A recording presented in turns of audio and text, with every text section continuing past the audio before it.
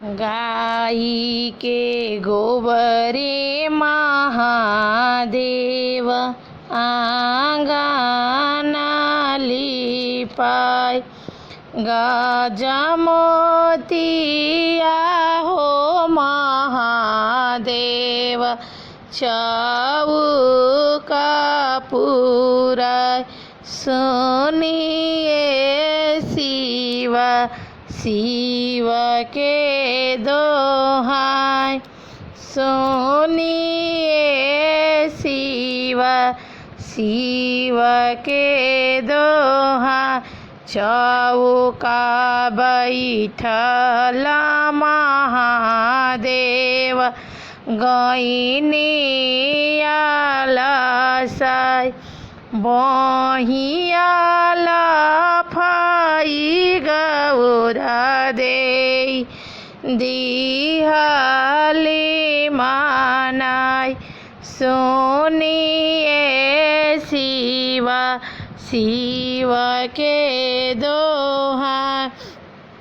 हो दुका के मरले महादेव गईनी ऋषियाय। बहिया लफाई गौरा देई दिहली मानाय। सुनिए शिव शिव के दोहाय। के दिहे हाथी से घोड़ा के धेनु गाय। के दिहे अपन धियावा अंगूरी धाराय।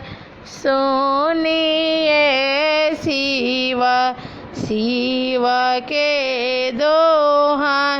बाबा दिहे हाथी से घोड़ा भैया धेनु गाय। आमा दिहे अपन धियावा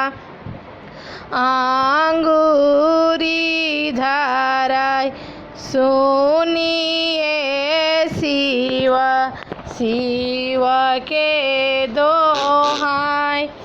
बेरिया के बेरिया महादेव को छुओ ना पाय। गमने के बेरिया महादेव सब कुछ पाय। सुनिए शिव शिव के दोहाय। सुनिए शिव शिव के दोहाय।